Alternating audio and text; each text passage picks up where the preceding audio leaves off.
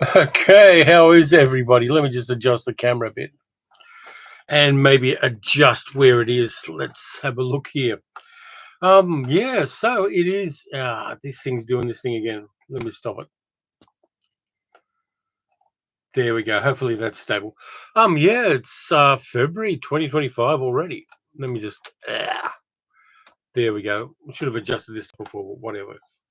Let me just also put on another light. Boom, which didn't work. Why didn't that not work? Technological issues. What can you do? Let's try this again. The right one. Dear.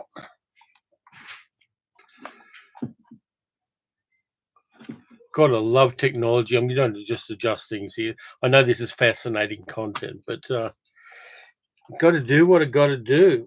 Let's unplug the game controller and plug this into the actual PC, which is a great big brick of a thing.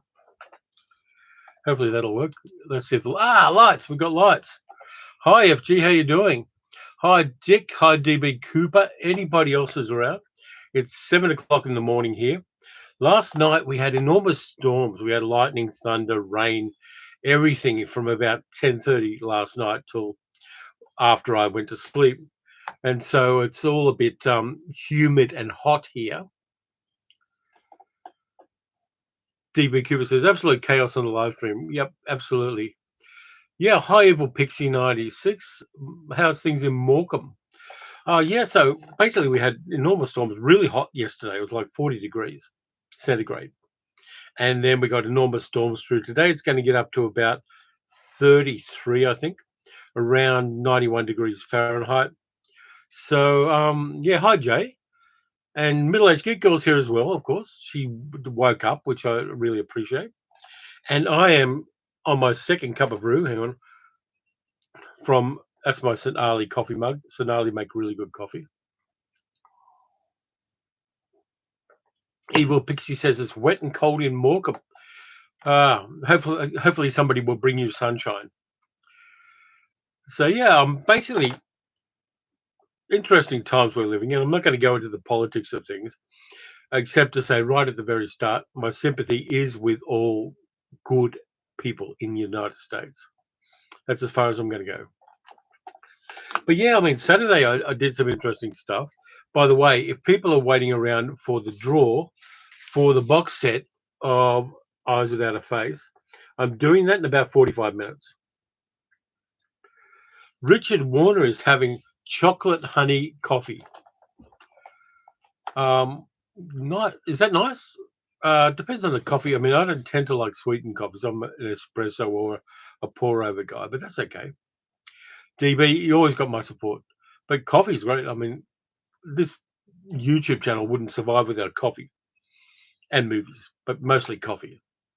So yeah, Saturday I went for a walk. Now, as you know, I did have the spicy cough, and I've kind of been low energy since then. But I decided to go for a big walk and get some exercise, stretch out, start getting like fitness back. And I went down a place called Chapel Street in a very posh suburb called Paran because I knew there were about 10 charity stores, op shops, along Chapel Street there's a 2-kilometer stretch of it, and there's about 10 op shops in that 2-kilometer stretch. I'll continue the story in a sec, but I'll look at the thing. Dick says, been bright and sunny here in Dover, but still a bit cold. Late night double feature picture show says 15 degrees Fahrenheit when I got up this morning in Yonkers. Ooh, that's egregious. Hi, Richard. Yeah, so anyway, decided to do the walk. I ended up doing about 10,000 steps, which is great. It's a good way to start getting back into things. It exhausted me, but I'm happy to do it. And so I go along this stretch of 10 different thrift stores to try to find movies. Hi, Tom. And so I go along and I'm walking along, going into the op shops. There's a lot of secondhand clothes in there, very fashionable stuff. There's, most places there was like a medium-sized array of DVDs and Blu-rays. Hi, John. How you doing? Yep, I think I do know you. Yeah, so I go in there and they're really shit. DVDs and Blu-rays are really shit. There's like Gossip Girl and House of Cards and um, all sorts of really ordinary Sex in the City. There's a ton of Sex in the City DVDs there. A shitload of Andre Rieu movies. Just a whole bunch of things that are just not to my taste at all. Absolutely zero with the rim removed. Good movies. So I go to the first one, I go to the second one, I zigzag across Chapel Street, looking at all these op shops, and there's nothing. There's just crickets. There's really ordinary and shitty movies. There's even Seinfeld episodes in there. That's how bad it was. So I'm going all the way down Chapel Street, getting my steps in, being a good boy, and all of that, and 10 op shops. The 10th one is the only one that had anything I wanted, and they only had 2 discs that I wanted. And they were the cheapest too. They had the best prices of any of them. And so I know this is supposed to be a bad movie, and even though it's got a $2 sticker on it, which I'm peeling off, it's something I wanted to check out. And I got a whole bunch. I got 2 discs. Sorry, I got 3 movies in 2 boxes, and a bunch of science fiction paperbacks for $10, which was really a good deal. And what I got was the Butterfly Effect 1 and 2 on disc. Now, I haven't seen it. I hear about it. They're on separate discs, which is always welcome. But that cost me about $1 for those 2. And I also got an Academy Award-winning Australian movie, Harvey Crumpet, which is a stop-motion movie by Adam Elliott, who is a fantastic animator. And I didn't have a copy of it, and I hadn't seen it. So I got that as well. And I'm quite happy with that. So that's all I got from 10 different thrift stores. The only thing I found was those 2 discs, which disheartened me more than a little bit. But it's not all bad news, apart from anything. Yep, definitely, Richard. Yeah, so I did get another thing. I went into a place called the Chapel Street Bazaar, which is an antique place where you've got all these little antique stores within a larger antique place. And I found a movie poster, a daybill, an Australian daybill, which is an odd movie poster format, which is 13 inches wide by 30 inches long. For historical reasons, they made them like that. And a lot of them were lithographed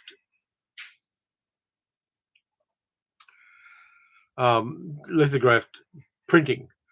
DB Cooper says thrift stores in Portland here have largely turned into used clothing stores. Yeah, that's pretty much what happened in Chapel Street. It was all used clothing stuff for women who are a lot skinnier than me. But anyway, I went into Chapel Street Bazaar and found a daybill that I didn't have. It's kind of very much on point for this channel. It cost me $25, which for daybills these days, particularly one that's about 60 years old, is a good deal. And it is this. The Ambushes, Dean Martin's Matt Helm movie. I got the daybill for that. And you can see that naive style of artwork there. These are becoming rarer, but for $25, it was a great deal. And I was very happy with that. And it almost made up for the fact that there was very, very little in the movie area that I could pick up there. I want to go back to Chapel Street Bazaar and just go through the daybill posters a little bit more in that particular store. Some of them were a bit higher in price. Some of them were lower. There were some of these naive style daybills that were going at a very good price, but I just didn't have the time or the inclination at that stage to wade through them all. Yeah, the condition on it is great, Richard. Daybill posters are a bit fragile. That one's never been put up. It's got no pinholes in it. It's a virgin poster. I've got a whole bunch of daybills in my collection, and adding to it with that one, maybe it's that little bit happy. I didn't spend a lot of money. It's very much on point for the channel. I mean, you can see a daybill up here facing the crowd. I've got that one as well, which is framed. FG says the thrift stores near them are mostly clothing too. Yeah. I mean, yeah, people need secondhand clothing. There are obviously people who shop frugally by doing that. There are people who need to do that because of their circumstances. So I've got no problem with that. But finding secondhand media that isn't just ordinary dross is getting a little bit difficult. I mean, it's worth panning for the gold, but it still can be a bit disheartening when you go to 10 stores and find two things. Richard says try pawn shops. Yeah, the cash converters sometimes have DVDs and Blu-rays, and I usually try to go to them as well. But there was nothing like that along Chapel Street. But it was a good day. I mean, I did a lot of walking down there. Then I went down to Carlisle Street and Balaclava, walked along there, walked along St Kilda, which was where I used to live, which is a very fashionable part of Melbourne now. But it wasn't a fashionable part of Melbourne when I lived there back in the 90s. Was it 90s? Yeah, it was 90s. And it was very bohemian then, but it's no longer bohemian because people who are university students and ne'er-do-wells like me can't afford to live there now. John says, I found Hammer films at the thrift store back in the day, estate sales too. Yeah, those kind of things work. Lost a lot of my dad's movie posters, but he didn't store them very well, says Dick. Yeah, you got to store them well. I've got mine in a kind of large attaché case thing because day bills fold in three. So, you get a two fold on them, and they store very well that way. And that's where I've got mine done. Grantman says the Dune 2 is very good. Graphics were amazing. Acting good. Marvel should take note. Yeah, but yeah, I'm glad I got a movie poster collection. Not sure what I'm doing with it. I don't have the room to put all the posters up in frames, and that, of course, is all prohibitively expensive. But I do like having them, and I occasionally get them out and look at them and just enjoy the artwork on them. I've collected them over the last 20 years. They're not going to get any, they are going up in value, which is a nice investment from that point of view as well. But they're a little harder to find, but it was good to find those ones. What I should actually do, now that people have reminded me, I might go down to Param Market, which is not Param Market, Laverton Market, which is the local trash and treasure market, and check out the DVD place there because they might have a lot of new stock in. I haven't been there for a while. DB Cooper says, I live 2 blocks away from Movie Madness, an old-fashioned video rental store with lots of great memorabilia on display. Cool. Yes, middle-aged geek girl, I will go down to Laverton Market, maybe on the weekend. Another good way of getting my steps in and getting a bit fitter. I'll tell you what I'm going to go see in the next couple of weeks too. I'm going to the cinema a couple of times. What I'm going to see is I'm going to see Companion tomorrow. Oh, middle-aged geek girl's getting cheeky. I'm going to see Companion. I hear good things about it. I know the plot. Science fiction, so I may well do it for Science Fiction Saturday. And I'm looking forward to it. I'm told it's done very well. Carol says, hi, Terry, Sally, and everyone. Roxy was just here. She had a bit of a burger and gone to bed. Hi, Carol. I've got you guys down. I think, hang on, let me check my list. Yep, I got you guys down for the giveaway that I'm doing in about 20-something minutes. Tom says, I saw Companion yesterday. It's a lot of fun. Yep, I'm going to see that, so I'm going to enjoy that. The other thing I'm going to see, which is coming out next week, I believe, is Captain America Brave New World. Now, I'm a rusted-on Marvel guy. I'm going to see a Marvel movie if it comes out. And because of my fortunate circumstances, I don't have to pay to go to the cinema. I get my pass for being a member of the Australian Film Critics Association. Just got my new pass, so I'm set up for that.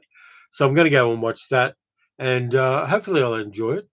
It's interesting because it's got a shorter runtime than any previous Marvel movie, and I'm there for that. A really long one is going to, make people comment about it and things like that.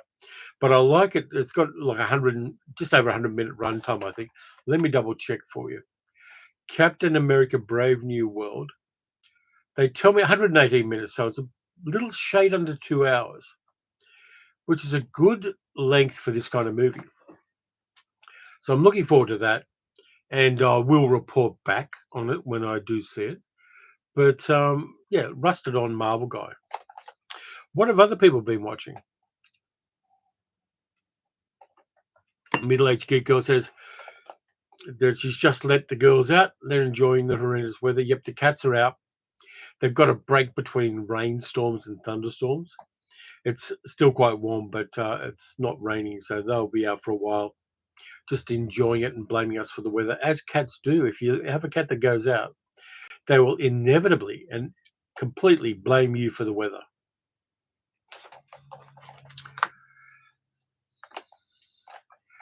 FG says, my wife and I go to see Captain America before we go out for dinner on Valentine's Day. Fantastic. Good date movie. Ian says, hi, Terry, just doing a brighter summer day. Yeah, I love summer. Middle-aged geek girl doesn't. And that's fine that middle-aged geek girl doesn't like summer. Here's what I found. Alexa, shut up. I've got the Alexa thing here because I'm going to use it as a random number generator for the giveaway. Middle-aged geek girls trying to find good found footage movies. Tom says, don't go to see The Last Showgirl with Pamela Anderson. It's terrible. I think I'll wait and watch it on streaming. I'd be interested to see it. Jay says, I just bought the Harry Palmer trilogy on my suggestion. Great. Can't do bad with that. I've got the imprint one, fortunately, which is for me the definitive copy of the Harry Palmer trilogy. But anything you can get.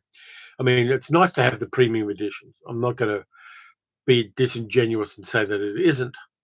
But the movie is at the core of it. And even when I'm getting premium editions sent to me for review by Umbrella or Imprint, I always try to take it back to the movie itself. The extras are fantastic. It's nice getting the cards and the booklets and the little posters and all that jazz. But I do try to keep it grounded by thinking the movie is at the core of it. The movie is why all of those other things exist. So I'm kind of gearing my reviews to that at the moment. Let's see. Dick watched the TV version of Bless This House this morning and watched Twilight's Last Gleaming this afternoon. So you went from Sid James to Burt Lancaster. Yeah, why not? Ian says the thing he watched, A Brighter Summer Day, is a 1991 Taiwanese movie. Cool. Carol is commiserating with Sally about her pale skin, and Carol misses the heat. Yeah, I mean, I was brought up in Sydney, which is a warmer climate than Melbourne is. It's technically subtropical. So I love the warmth and the heat. And were I in an ideal situation, I'd have a house in each hemisphere so that I could, in the summertime in the northern hemisphere, I'd be there. Summertime in the southern hemisphere, I'd be here. The best year I had for that kind of thing was 1998, where I spent 6 weeks in the US during their summer. And so I skipped the coldest part of Melbourne's winter. And I love that. I was a happy little camper because of that.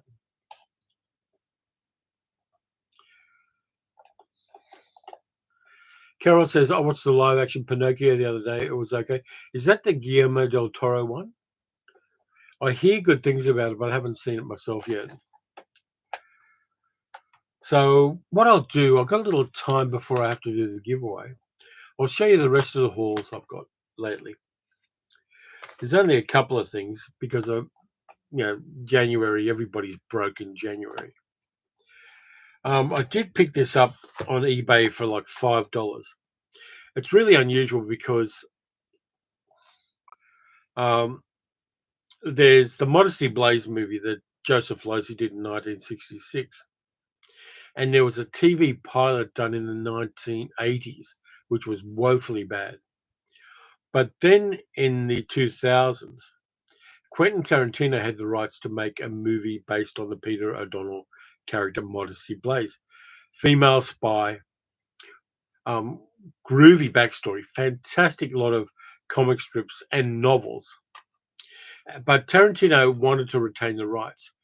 and the rights he had said that he had to make a movie in order to retain the rights. So he made a cheap movie with his friend Scott Spiegel, based on the origin story of Modesty Blaze, and it's a little hard to find. I had a burnt copy that I burnt myself back when I was burning DVDs from downloaded torrent sites. But I wanted a genuine copy, and I finally found an ex-rental copy of My Name is Modesty, which isn't particularly a bad movie. And it's in good nick. I was a bit surprised. It's actually an ex-rental copy from Western Australia. Disc is in good nick. Vincent Rathbone, thank you very much for being a channel level producer. So yeah, I've got that. Not perfect, very low budget, but I'm a little completist when it comes to Modesty Blaze stuff. And so I got that for like $5 free postage. And the weird thing about it is, if I can find it, of course, nothing's where I want it to be on this desk, which is as chaotic as the rest of my life and the rest of what I do here. They gave me the second Matrix movie in the case for this one as well. So I've got the second Matrix movie. I'm not particularly a fan of the Matrix trilogy or the one that came afterwards.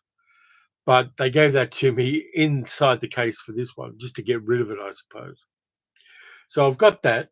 And the last thing I've got is the pièce de résistance. Hang on. Jay says, well, you have to give me money so I can raise my status to broke. Yeah, I feel you, Jay. We're like that as well. Carol's been watching the What If animated series from Marvel. It's okay. Yep, I don't mind the What If series. I think it's a little bit fun. They get a bit playful with the Marvel Cinematic Universe in the What Ifs. And it works well. I think it's well scripted. The voice acting is great. The animation's fine. JL Term says, watching the Stinking Hot live stream as I watch the snowfall outside the front window. Yeah, Northern Hemisphere's like that, isn't it? I mean, having where you live attached to like the polar caps is not really a good real estate idea for me. Tom says, did I know there was this movie actor named Terry Frost? He was a character actor who worked in the 40s. Yeah, I do. And my little sister, Linda, once gave me a birthday card which had pictures of that Terry Frost all over it, which was wonderful. Love my little sister. She's mad, bad, and dangerous. DB Cooper says, my brother and I have been on a bad B-movie kick. Watch Big Bad Mama with the funniest, most awkward love scene with Angie Dickinson and William Shatner. Yeah, that one's bad, and William Shatner's rug in that one is really bad. I think the saving grace of that movie is you get to see Angie Dickinson skyclad. I think that's the only reason people like the movie. But the other thing I got, because David Lynch stepped on the rainbow, as we all know, fantastic filmmaker, eclectic as hell, loved him. I went to watch Blue Velvet. I didn't have a copy of Blue Velvet. I was a bit surprised. I checked the database. I checked the shelves. No copy of Blue Velvet. So I bit the bullet and got the Criterion edition quite cheaply of Blue Velvet on Blu-ray. Haven't watched it yet. I love Blue Velvet. Inside we've got that as the case. You got a booklet as well, which is always a nice thing. And you got DVD and Blu-ray as well. And I got this for the price I paid for a new Blu-ray locally. So I got an incredibly good deal on it.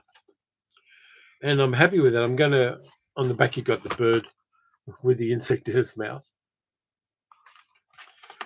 But yeah, that's something I'm going to be watching this month and enjoying while storms and the heat rage through the place. Let me just finish off this coffee.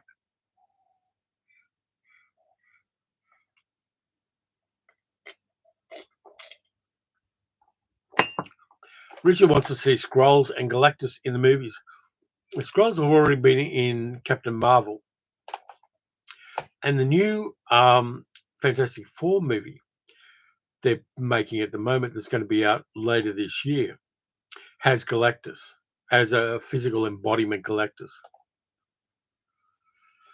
Dick says, I think I have my dad's old VHS copies of Big Bad Mama and Big Bad Mama 2 upstairs in the back room, or the library, as Carol calls it. Yeah, I'm kind of glad I got rid of my VHSs, which is a harsh thing to say, of course, but they store really large. I mean, they were taking up so much shelf space back when I had them in my flat before we got the house. And I had like closets full of VHS tapes. They were just too bulky and low res. Once DVD came out and I got my first DVD, which was The Talented Mr. Ripley, you can't go back from that. You kind of go, yeah, this is my format. And over the years, of course, I've accrued thousands of them. But even though I do have a certain nostalgia for the movies I watched on VHS and that VHS era aesthetic, I'm glad I got rid of them, essentially. Middle-aged Giggle says, in my bachelor days, don't make me nostalgic, please. Evil Pixie says, I'm housebound, so I watched Hands Over the Razor, Sword of Justice, in Japanese without subtitles. Soundtrack was groovy apart from the 50s creature features, and now watching Star Trek TOS. Hands Over the Razor is mad. The way Hands Over the Razor fortifies his groin by bashing it is weird. Richard says, we need some Road Trooper movies too. Yeah, I mean, that those comics, the 2000 AD comics, were fantastic. Carol says, I stick my Disney Plus on while I work and had Soul and the 2021 West Side Story on this week. Is that West Side Story any good? I mean, I know the original and I like the original, even though there's only like 3 songs in it I really dig.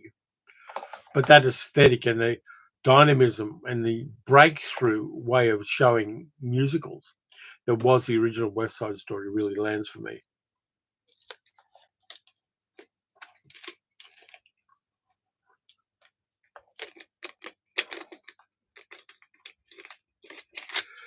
Let's see what else we got.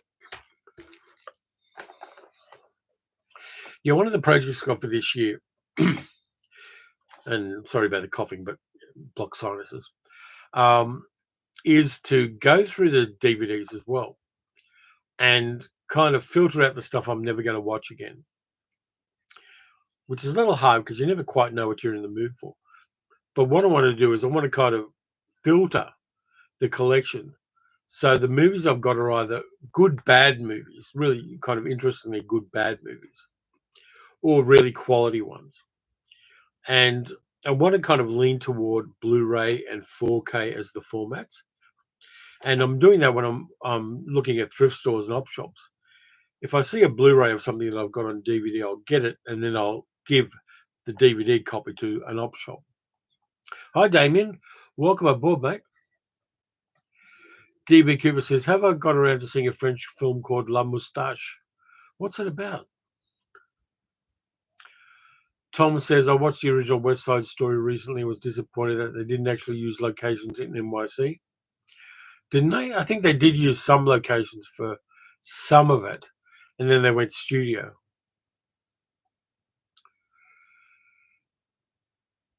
Carol says, I thought this is about West Side Story, the new one.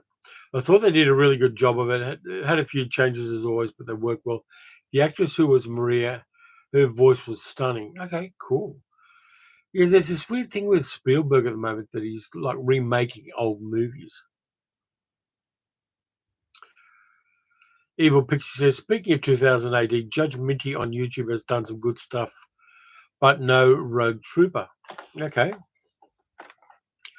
Yeah, I did kind of casually read the 2000 AD comics when they were out, but I wasn't kind of welded onto them. I was more looking at Marvel stuff at that stage and kind of edgier graphic novels. DB Cooper says, I can't tell you what it's about, but it's one of the perfect get a piece. It's perfect to get a piece of lie and discuss it with Middle-aged Geek Girl. Middle-aged Geek Girl and I don't really discuss movies that much unless they're movies she watched. Oh, Piece of Pie, sorry, yeah. Let me just look up Lover Stash and see what we've got there.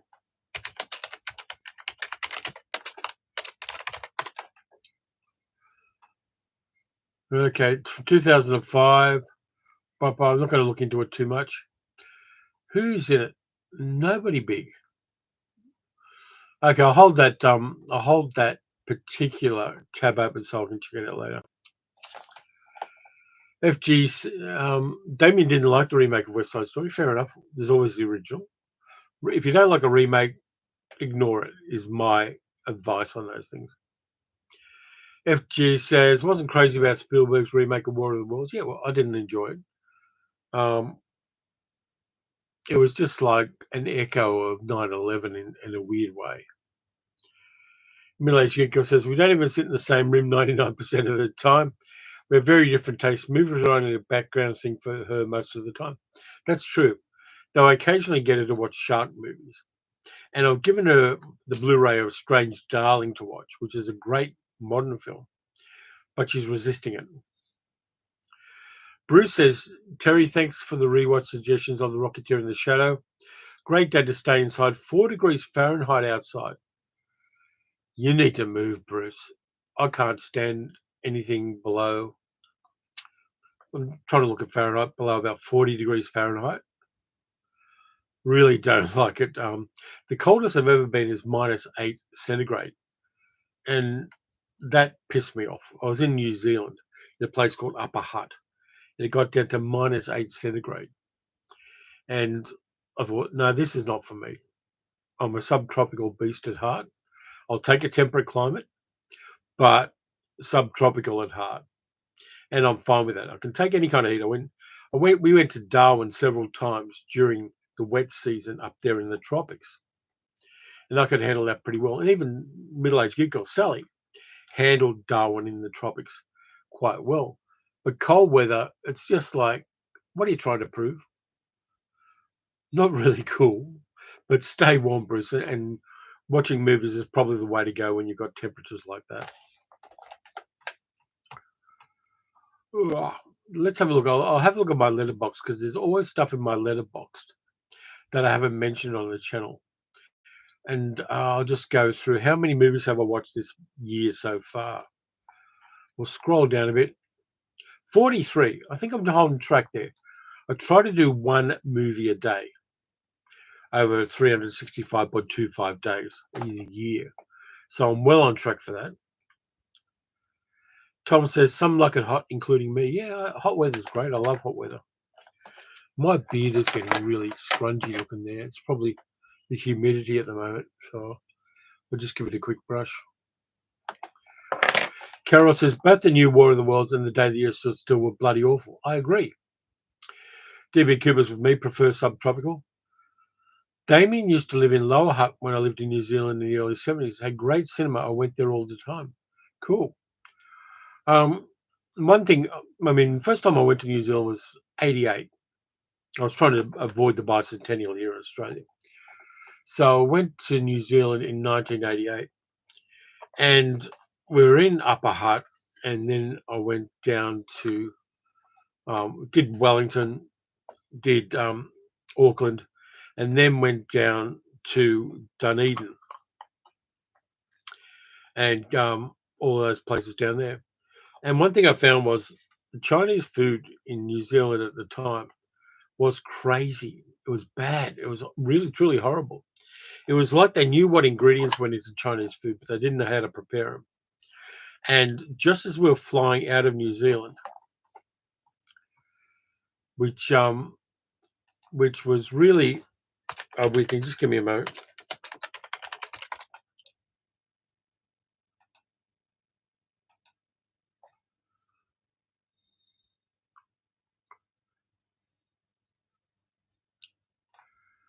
Sorry about, yeah, we were in Christchurch. We're flying out of Christchurch. And just as I got on the aeroplane to come back I was going to Sydney, I started getting stomach cramps from the Chinese food I had in Christchurch. And so I'm on the plane and I get off the plane in Sydney and I've got to go through customs. And I'm like that guy in Midnight Express. I'm sweating and shivering, and my guts is cramping, and I've got to go through customs for the first time in my life. I'm going through customs, and I'm like the guy in Midnight Express. I'm shivering and shuddering, and I don't know how I got through it without a body cavity search because I looked like I was a strung out junkie. But it was the most nightmarish scenario I ever had in an airport.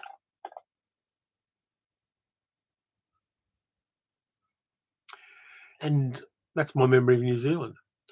Ramsar says, late to the game from Los Angeles, nice and sunny, 70 degrees. Air quality is still shaky, but the wildfires are all 100% contained as of midnight local time. Good to hear, and good to hear that you're okay there, Ramsar. Yeah, those were nightmarish. We copped a lot of them ourselves in 2012 and a whole bunch of other periods. And I remember driving across the Westgate Bridge away from Melbourne, and the sky was black with cloud as far as I could see in the rearview mirror. It took away several communities up in the hills behind Melbourne. So a lot of sympathy there. I know what it's like. I know what that smells like. I know what that feels like. And I'm glad that you're safe there. Adam says, I generally like it cold, but once in the 80s, I was at minus 20 degrees Fahrenheit in Kentucky and living in a tent. That was too much. I never gotten that cold, even in Germany.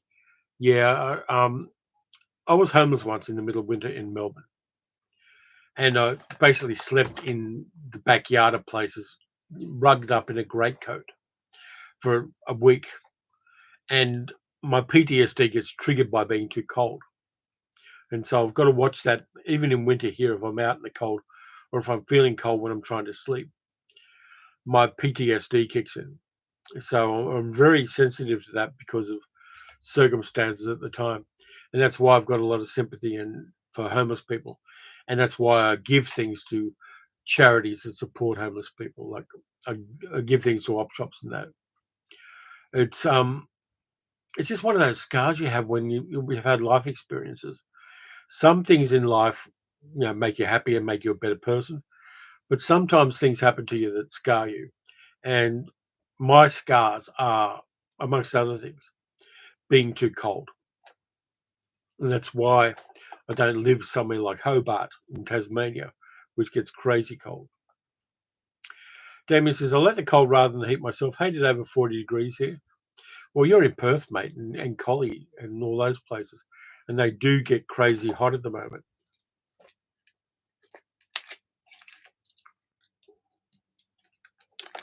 Much as a middle-aged good girl and I both love Perth. It does get bloody hot there. Apparently, they had that thing over there too, where there was a whole bunch of fish that died because the water got too hot off the coast in Perth, which is one of those crazy climate change things that's happening at the moment. So, is there anything else people have been watching just before we get into the giveaway? By the way, if people want to donate in the next 5 minutes and put in a super chat, I will add you to the list for the giveaway. D. Lee says, I'm a cold weather animal myself. Yeah, fair enough. Everyone's different. I mean, I follow somebody on YouTube who lives in Svalbard, which is one of those places that gets dark for like 6 months of the year. And then for most of the other 6 months, the sun never sets. So, yeah, everybody's different. Everybody's got their own thing. But for me, I like being warm. And I would have a place in the Northern Hemisphere and one in the Southern Hemisphere, if I could, just to be able to avoid as much of winter as possible. Ideally, the place up in the Northern Hemisphere would be Japan, because I like Japan. Tom says, I just finished watching all episodes of Hong Kong starring Rod Taylor. Did you have it on disc or was it online? I'd be interested in watching some of the Hong Kong with Rod Taylor, all of which was filmed in Los Angeles, of course, with stock footage of Hong Kong pasted in. But yeah, those old TV series are great because you get so many character actors who were kind of big in the 30s and 40s who suddenly start making TV in the late 50s and early 60s in guest roles. And their skill set is still there. And you just think Those people should have been much bigger than they are. They're incredible actors. Tom says on YouTube, I'll have to look for that. Thanks, Tom. Yeah, Hong Kong was an interesting series. It showed here a lot because, of course, Rod Taylor being an Australian. Anything Rod Taylor did always got an audience in Australia because him and Chips Rafferty were pretty much our only movie stars for a long time. John says, Western Pennsylvania here, we can have 4 seasons in one day. It's like Melbourne. I mean, it's just one of those weird things. Jay says, I picked up Canon, the old TV series. It was awesome. A wild time capsule. William Conrad just hit in everything he did. William Conrad was just fantastic. Always loved his stuff. Ramzar said, thanks, folks. Watched 34 movies in January and 1 miniseries, The Penguin. 2 of the movies were documentaries on David Lynch, Yard of Life, and Bob Dylan, Don't Look Back. Yeah, not bad at all. 34 is a reasonable score for January. I went a bit mad to get as many as I got. But what was I watching? I've got to say, I'll do a recommendation or two while we're here. I don't recommend Star Trek Section 31. I'll go along with everybody else on that. What happened with Star Trek Section 31 is, so we're going to make a series of it. Yeah, like one of those 10 episode short run series. And then Michelle Yeoh won an Oscar and said, I don't want to do a series. So they condensed the series into a very, very bad Star Trek movie, which is going to date incredibly badly because there's a lot of jargon and lingo that's very specific to 2025. Like people going, I like that for us. That kind of thing.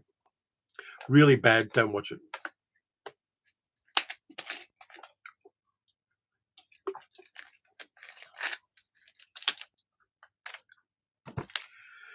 John says, I call it 2 seasons, 6 months winter, 6 months not winter. Yeah, there are that thing. Evil Pixie says, I watched Section 31, then blocked it from my mind. Yeah, that's probably the way to go to it. There was Barry Humphries did a stage play called At Least You Can Say That You've Seen It. And I think that applies to Section 31. Yeah, Cannon did cross over with Mannix, with Mike Connors, which had the best theme song. Lalo Schifrin's theme music for Mannix was Chef's Kiss Good. So what good stuff did I watch? That's probably what people want to know. I saw Conclave, the thing about picking the Pope with Ralph Fiennes in it, and John Lithgow's in there as well. The Tucci is in there, Stanley Tucci. Conclave is fantastic. If you haven't seen it, really tight, intense, beautifully shot film, which I think has a message in it. You know, I'm not a religious guy at all. In fact, I'm the opposite of that. But it was interesting. The actors were on point. Really fascinating. Isabella Rossellini is really good playing one of the nuns in that. It's a recommend from me. I think it's got an intriguing plot. And the upshot at the end of it gets a thumbs up from me. I think it's an important message. Jamie says, I love Hong Kong. Been watching Canadian series Seaway on DVD and Wojak on YouTube. Cool. Carol says, all the latest Star Trek movies were so bad I fell asleep watching them. Well, it saves on medication, I suppose, Carol. Megalhead is the name of the YouTube channel that has the episodes of Hong Kong. Thanks, Tom. D. says, I recently got a box set of the Sartana films and I'm up to the third one. The wonderfully named Sartana's Here, Trade Your Pistol for a Coffin. I've got the Sartana movies. I've got that box set myself. They were fun to watch. John says, the theme song for Barnaby Jones was cool. Yeah, but I think Mannix is like up there compared to Barnaby Jones. Richard said, 12 below zero, walked home along the highway after work, 5 miles, 2 a.m. Wind and drifting snow. Had to keep my face covered. Next night, 8 below, no wind, much better. Very surreal. Actually enjoyed it. You can have it. I'll be honest with you. You can have that shit. DB Cooper's been watching the Trailer Park Boys to help with my PTSD from the nonsense here in the States. I can understand that, DB Cooper. Keep yourself distracted. Keep yourself safe and well, and just look after yourself. It's horrible. Dick says, missed the end of what you were talking about. Had an ad. Okay, what was I talking about? Bruce says, in the 70s, I love the show Banachek with George Papano. Got that on DVD. There's a 2 DVD set of that came out a while back. And yeah, Banachek was great. Each episode was such a good separate thing. Trying to figure out how the heists were done was always fun with that one. And the ensemble cast worked well as well. And I'm out of coffee. Oh, damn. But yeah, 7:45. It's time to do the giveaway. I've got my list. I've got 13 people who've said they wanted to be part of the giveaway and have donated to the channel. And so I've got them numbered 1 to 13 here. And so I'm going to ask my Alexa to give me a random number between 1 and 13. Alexa, give me a random number between 1 and 13. Here's a number between 1 and 13. It's 8. Number 8 is Adelstein Einarsson, which means I'm sending my other copy of this to Iceland. That's going to be interesting. I'll have to get an address when I contact Adelstein, who's a channel member, and they're getting my other copy of this, which is right here already in bubble wrap. So it's going to get a lot colder than I like being. So thanks to everybody who's supported the channel in various ways. Even just watching live streams and watching the videos helps the channel. So, yep, they're getting that. So that's great. Damien says, and thank you again to everybody. Anybody who watches the stuff, anybody gives us a thumbs up, leaves a comment, helps the channel and helps me keep the channel going. So I never will underestimate how much that means to me. Middle-aged Geeko says, good luck with EU posting. Congratulations to the winner. It'll be done. Diagnosis Murder episode where Mannix turns up in the sequel to an episode. Okay, that's cool. Tom says, I have a quilted blanket that was imported from Australia. It keeps me warm and comfy on these cold winter nights. Don't want to think about winter. I'm just going to savor the rest of summer that we've got.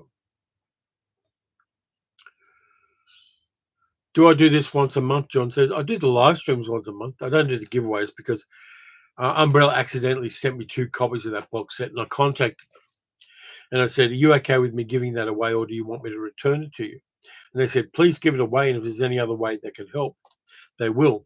Umbrella Entertainment is a big supporter of this channel, and I do everything I can to promote their stuff for that reason. I get the reviewed copies of things, which is nice. But they're good people to deal with, and they're producing some really good stuff. And they're also doing a lot of stuff with North Asian cinema, particularly things like South Korean cinema, and releasing things that I knew nothing about, but are really extraordinary bits of cinema.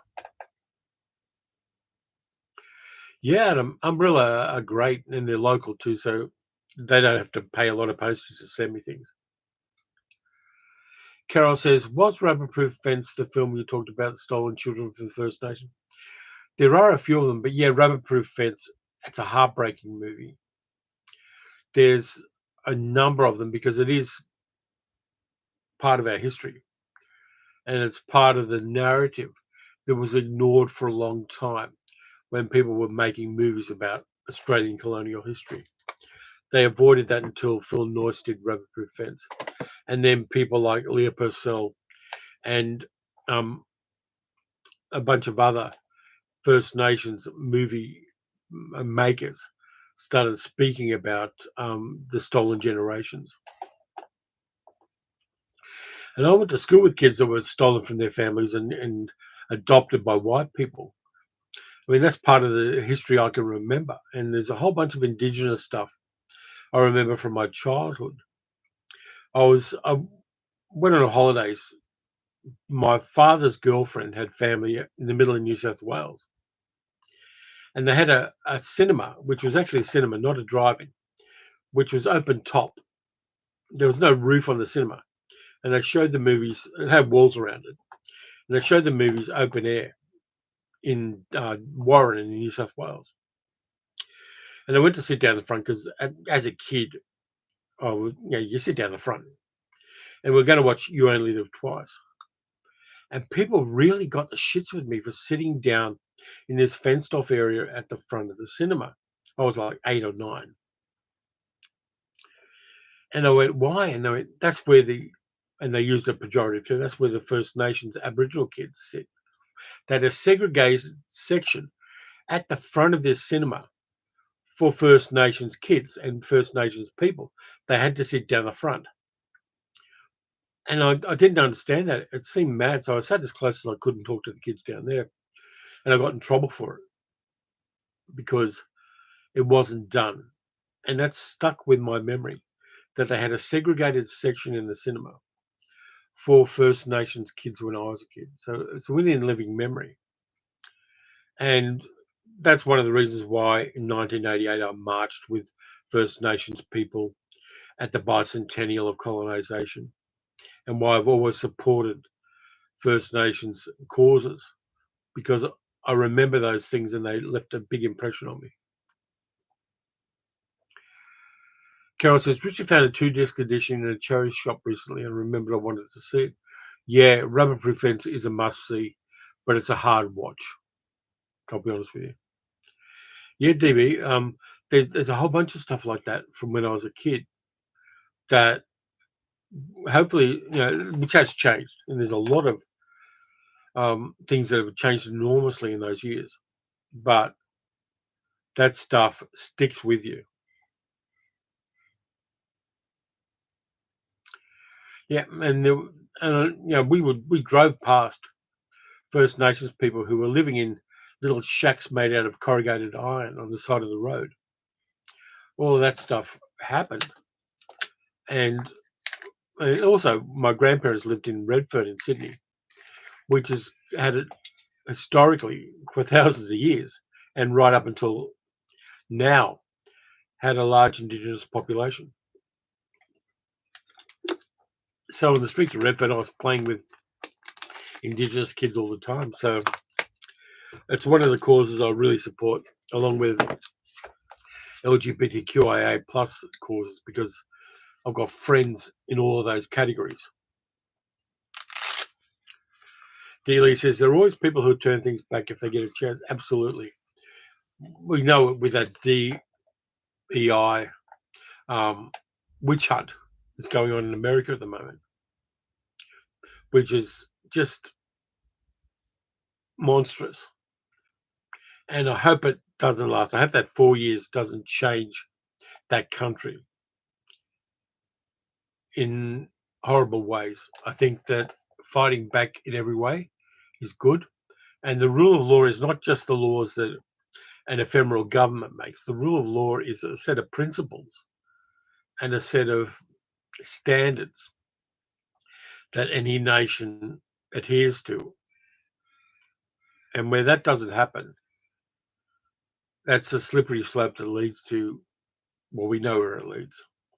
And everybody in the USA who's not an asshole has my support and love. And I will continue doing the channel to try to at least keep people distracted during those horrible times. Ramsar said, finish watching all Best Picture Oscar nominees. The Brutalist, Anora, The Substance, Dune 2, I'm Still Here, Wicked, Conclave, A Complete Unknown, Nickel Boys, and Amelia Perez. Yeah, I've watched, so far I watched The Substance, Dune 2, and Conclave. But I'd be interested to watch the rest of them, and I probably will get around to most of them at some stage when they become more available to me, maybe on a streaming service. But I really enjoyed Conclave. I enjoyed The Substance a lot. I enjoyed Dune 2. I love Denis Villeneuve as a filmmaker. He's a guy who knows science fiction, and that's always a big plus. Adam says, it's scary right now for sure in the US. I encourage everyone here to complain about everything now. Stop letting things go, even if perceived as a crybaby, or it may be too late. DB Cooper, like The Brutalist, yeah. Yeah, stand for your right. You know who you are. You know what your moral standards are. And it can be exhausting, of course. Fighting those fights is exhausting. We had that when the Liberals were in last, in Morrison's government. And every bloody day there was something new and there was something egregious. and they'd make announcements about plans they had, but never actually do anything. And then later on, we found out that the Prime Minister had 5 or 6 ministerial portfolios that nobody knew he was the minister for. He took them away from other politicians to consolidate power in himself. And fortunately, we voted those assholes out. But it was quite shocking. And it's a constant onslaught. It's called flooding the field, where they put out shit all the time to make people distracted and make people exhausted and make people disengage with the political process. And the only thing you can do is be aware of flooding the field and let it pass and just, you know, fight against them. Absolutely. But also realize they're doing it and the things they're saying aren't necessarily the things they're going to do. But they're putting out a whole bunch of egregious shit to keep people distracted.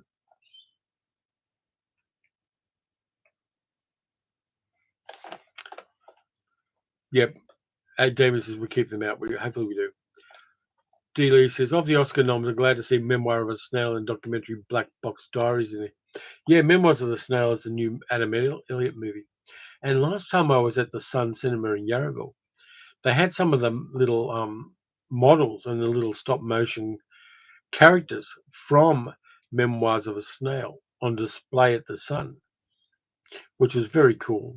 I think I got a photo of one of them, but that was very cool to do. And we always like local content. We always like local people doing well. Is Guy Pearce nominated this year for Best Supporting Actor for The Brutalist? Because he's been doing some really good work for a number of years and hasn't particularly been getting a lot of love. Richard says, I used to run movie projectors at drive-ins. Drive-ins were great. Snack bars, families in station wagons, kids in their pajamas, you and your girlfriend in a car. Yeah, I love drive-ins. We used to have one called the El Rancho, which was a cowboy-themed drive-in in Fairfield, New South Wales. And it was great whenever we could go there because, you know, the snacks were great. And they had a whole playground area at the front of the drive-in screen where kids could go and play on the playground things while they're watching the movie. Love drive-ins. We've only got 2 of them in the Melbourne region left, which is a shame. But yeah, I do love drive-ins. Damien says Guy has been nominated. Good. I hope he wins. I think his skill set and his ability to be a chameleon is really great, and I'd love to see him win.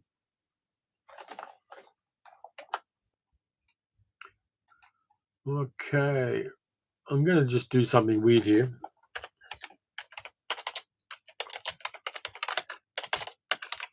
I know this is great content while I type things in. Upcoming releases. Let's see what's coming up in the cinemas that I'm interested in. Why are they doing United Kingdom? I don't want United Kingdom. I'll settle for United States. Let's have a look here.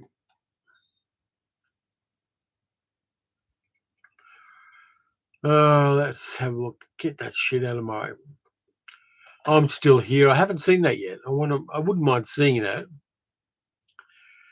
And there's also an action film I want to see called Love Hurts with Ke Huy Quan in it, playing a retired hitman who comes back into the business. That's my kind of movie. I like good action films with a bit of humor to them. Let's see what we've got here.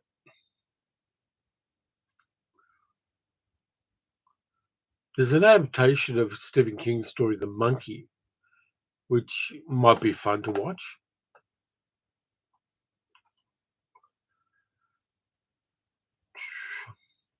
God, there's a lot of crap here.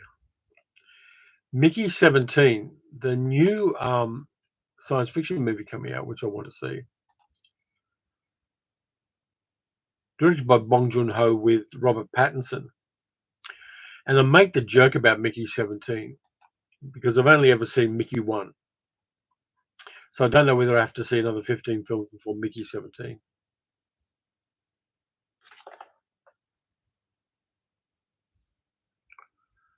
Ramsay says Flow was nominated for Best Animated Movie along with other notables. It's from Latvia and it's fantastic. It's all animals, their interactions, and no dialogue. I'll look out for that. Dealey agrees, says flow is excellent. John, $5 live stream donation. Couldn't make the live, enjoying it now. Thank you very much. I appreciate that. People can do super chats like that.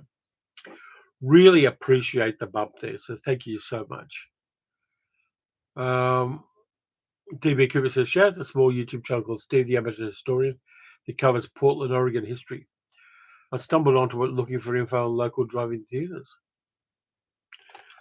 Middle-aged Geek Girl says, I've only seen Metal Mickey, which was produced by Mickey Dolenz from the Monkees, the one surviving monkey.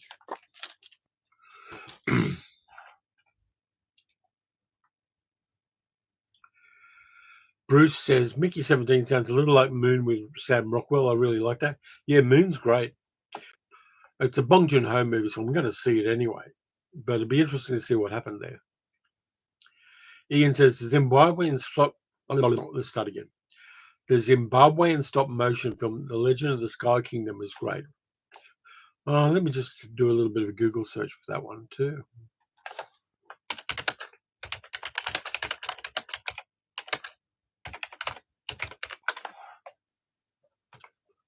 Looks like it's got a great style to it. I'll keep a tab open on that one too to see what I can find out about it.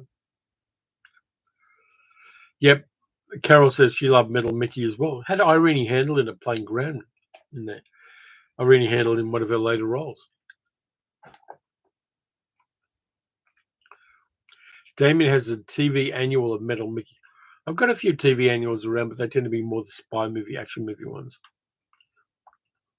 That used to be a lot of fun annuals where there'd be a TV show or a movie, usually a TV show, where once a year they put out a book with stories set in the same universe and also cartoons drawn for it.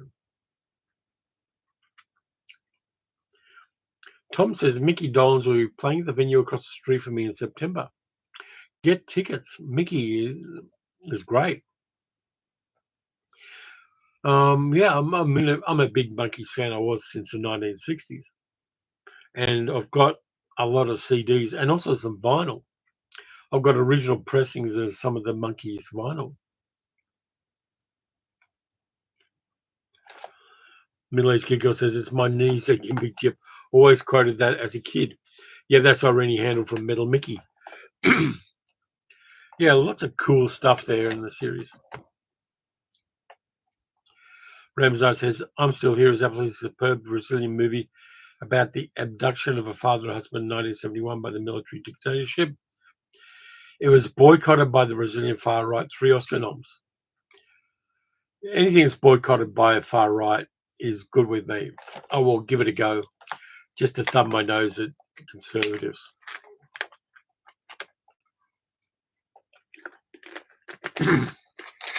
And a lot of my friends on social media as well have been, you have conversations and, excuse me, you have conversations and chats with people, and then you find out that they're anti-trans TERFs and things like that. I'll bring this up because it relates to the channel. Because this cheesed me off no end. It's a comment I got on a video,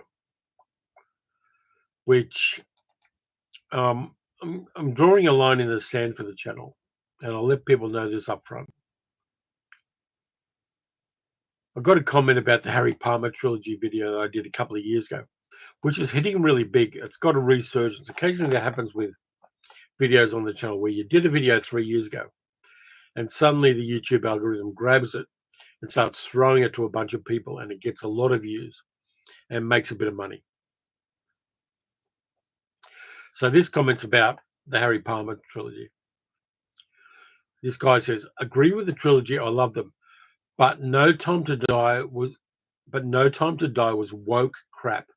Bond is dead thanks to the travesty of a movie written by the same woman who killed Indiana Jones with her misandry. Please, no more Bond movies until they do it right, and they won't. Here's my issue. Anybody who uses woke as a pejorative term isn't welcome on my channel. anybody who promotes sexist, anti-trans, racist, homophobic ideologies isn't welcome on my channel. There are a lot of LGBTQIA plus people who watch my videos, and I want them to know that the comments on my channel are a safe space. And I won't tolerate people expressing those views on my part of the platform and in my community. So I told the person off, and they withdrew the comment and went away. But I'm getting a few of those. I'm getting people who complain about woke things in the comments, and I've got zero tolerance for that. I really won't put up with it.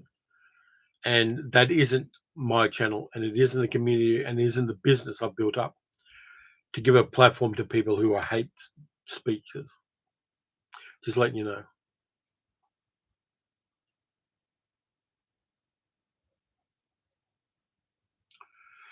Dick says, had a load of TV show annuals when I was a kid, but over the years I've sold them for one reason or another. It happens. Hi, Franny, late again, and Metal Mickey. Not what I expected. Metal Mickey rocks.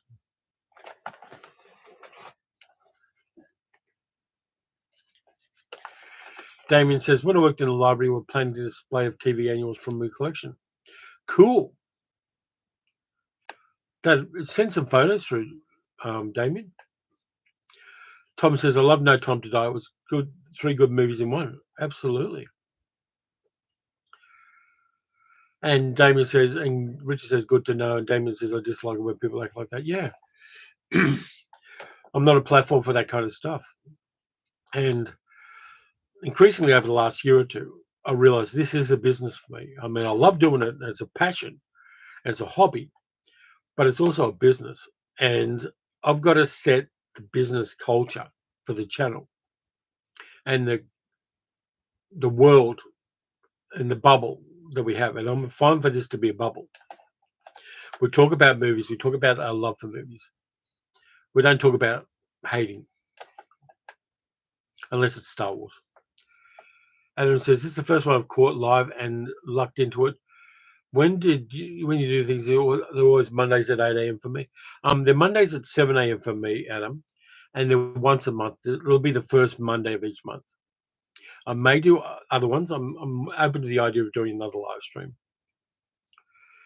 Yeah, Damien's going to send a photo of the TV annuals, and I'll post it in the community page of the channel if Damien's okay with me doing that.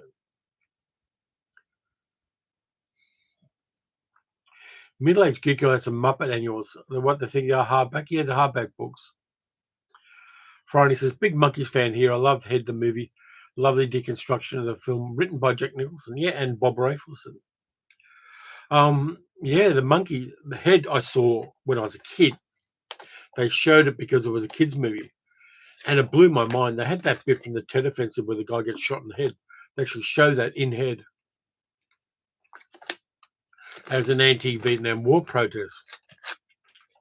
And the idea of a movie with a circular plot where things circle around to the start of the film just blew my mind.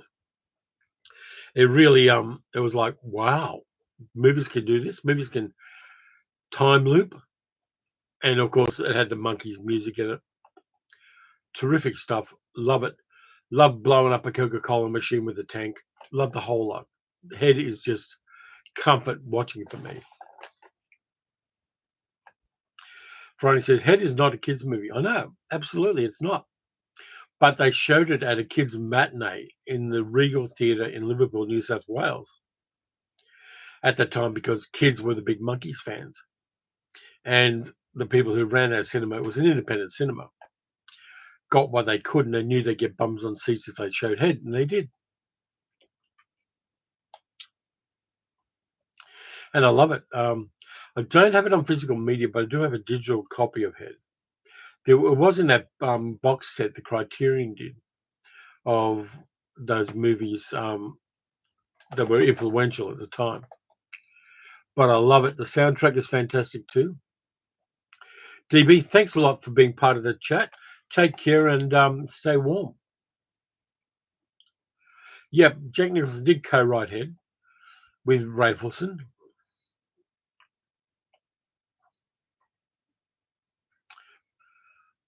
Damien met Mike, Mickey, and Davey, all nice guys. Yeah, absolutely. Ramsey said, "What's another great revenge movie by a female director, Rose Glass? Love Lies Bleeding." Additional to the movies of Coralie Fauchet and Julia Ducournau. Yeah, I've seen Love Lies Bleeding. That magic realism ending just landed perfectly for me. I was there for that. And yeah, it's a beautiful lesbian love story as well.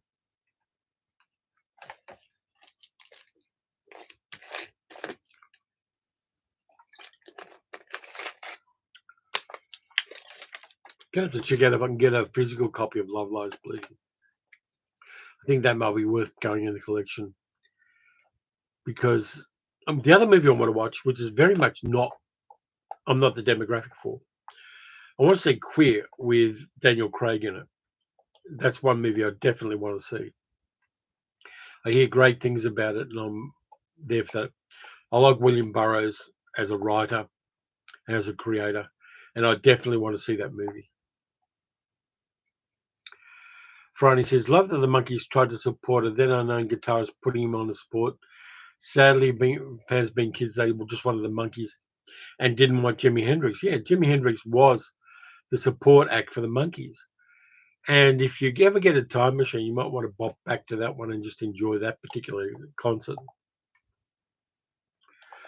Yeah, some people aren't right for a particular demographic. But yeah, the Monkees, they were hanging out with the Beatles. They were doing a whole bunch of cool stuff.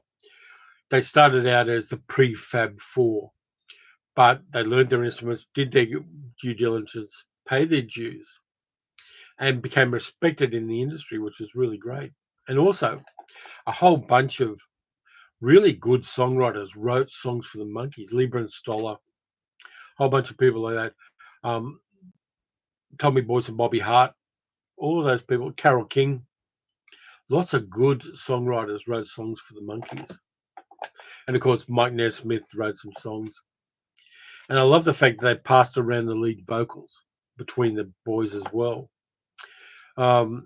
Definitely underrated, I think. And this is a stage of a 2-hour live stream where I've got to hydrate my throat a lot because talking for 2 hours is a non-trivial task.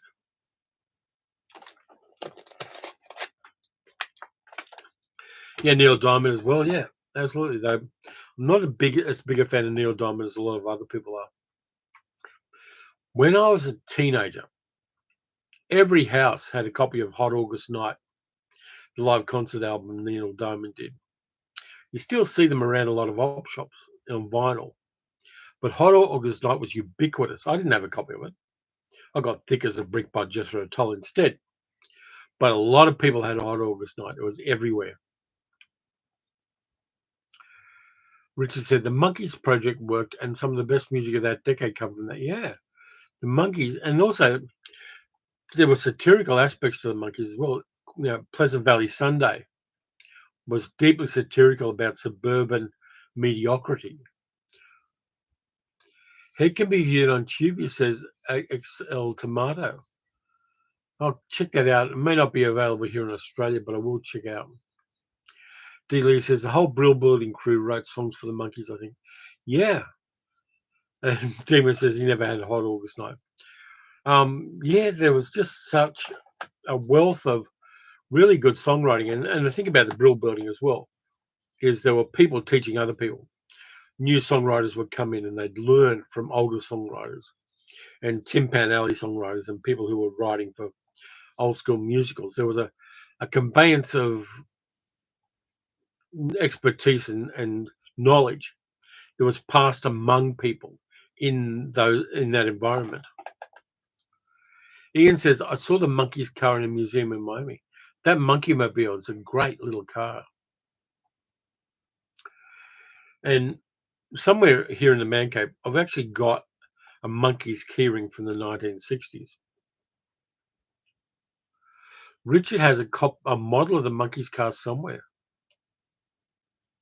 And Damien has the box set of the Monkeys TV series. Funny looking cover on Hot August Night, yeah. Friday found the Arrow 2-disc Blu-ray of Life Force in the shop downstairs a couple of days ago. Same day my Blu-ray of Rouge arrived. Fantastic Hollywood Hong Kong ghost love story.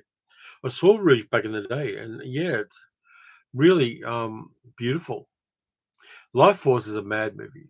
Life Force, the only thing people remember are the naked woman in Life Force. Ramsay says on Max, I watched that excellent documentary, Superman, the Christopher Reeve story. Yeah, I hear good things about that. It's not particularly my jam, but I hear it's an incredibly well-made documentary. Christopher Reeve, to be honest with you, wasn't my favorite Superman. George Reeves was my Superman when I was a kid, and we used to watch that incredibly a lot. And I do have some of the episodes on DVD these days. But it's like Batman. Everybody has their Batman. Everyone has their Superman. Life Force has Patrick Stewart in it. Yeah, it does.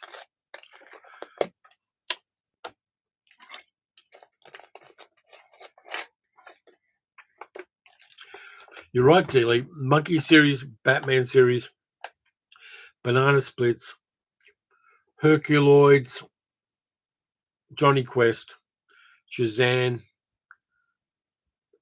Suddenly my Alexa's come up with music for me. Monkey Station on Amazon Music. I don't want that. Yeah, well, Life Force is a mad film. There's a weird bit in Life Force where they go onto the alien spaceship where the naked chick is.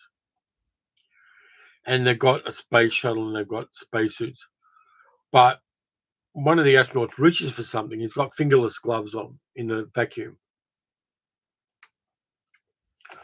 That took me out of the movie.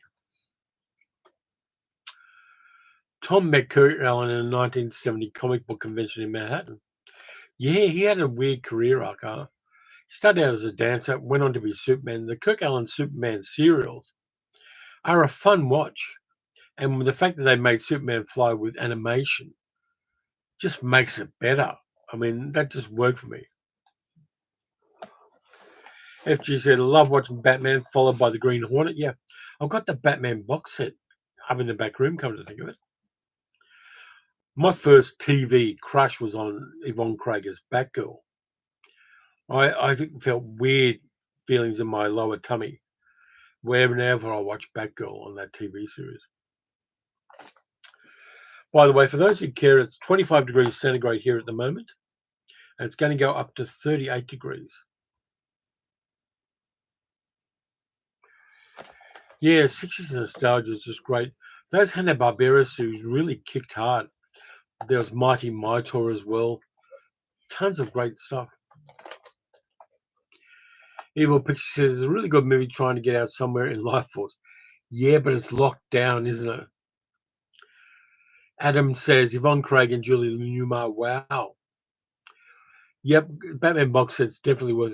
The guest villains were a brilliant idea for the Batman one, where you get Vincent Price playing Egghead and Otto Preminger playing Mr. Freeze and all sorts of great actors just doing campy roles in that series.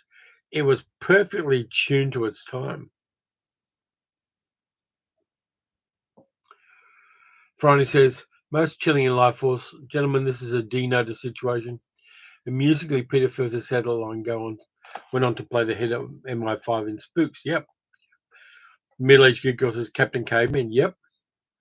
Batman, my crush was Julie Newmar. I think Eartha Kitt was a better Catwoman. She was perfect for Catwoman.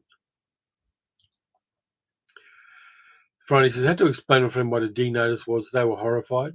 They probably still have them, but they just don't mention them. Batman is currently on twice a week here in the UK on channel Talking Pictures TV, says Dick. Yeah, I keep trying to get that on stream, and I kind of get a ropey VPN to do it. Roddy McDowell as a bookworm. Jules Sanders played Mr. Freeze in one episode. Cliff Robertson as Shame. Yeah, there were tons of interesting character actors doing stuff. And Baxter was in there as well. A whole bunch of them. Who else was in there? I don't think Ida Lupino was in there. Was she? She might have been. Florence says they still do have them, but the internet has made them much harder to fully enforce. Yeah. Eli Wallach was also Mr. Freeze. Yeah, all these great character actors just doing it. Yeah, you're right, John. Tallulah Bankhead was one of the guest villains. And there were always those people who popped up when Batman and Robin were climbing up the side of buildings. You get people like Sammy Davis Jr. sticking their head out of a window. Ida Lupino was in there, FG. Thank you for that. Absolutely. Bruce says we have a channel called MeTV in the USA with Batman and many old TV shows. Yeah, you never knew who was going to stick their head out of the window, which was always a groovy thing. There is a supercut of that on YouTube somewhere where they have all the bits of the Batman TV series where people stuck their heads out of the window. John says Glynis Johns. Yeah, Glynis Johns was on there as well. Glynis Johns had such an interesting career arc. She did the remake of she did the Cabinet of Caligari, the weird one that Robert Bloch wrote the script for in the 60s, which is a great film. Walter Slezak as the Clock King. Hey, I've got a quiz for you. There's no prize, but you got to tell me which TV show theme song this is. I'm going to try to hold it up to the mic, but I'm not sure which mic this is working on. You ready?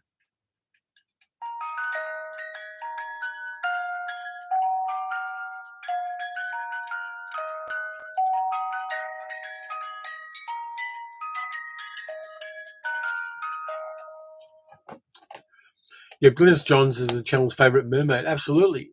And Miranda and Mad About Men. Yeah, we lost her last January. She was 100 years old.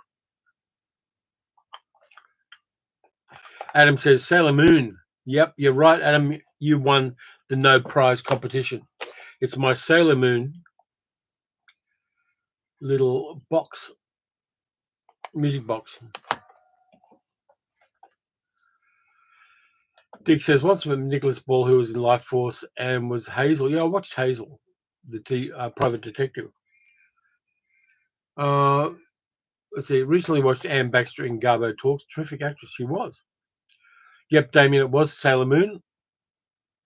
I like Sailor Moon. It's one of my vulgar pleasures is Sailor Moon, the pretty guardian who fights for love and for justice. And I've got some DVDs of Sailor Moon as well as a bunch of Sailor Moon models. Let me just reach over here. There's one of my Sailor Moons for those of you who care. And there's dust on the bottom of it because the man cave is a dusty place. I'll put that there. Yep.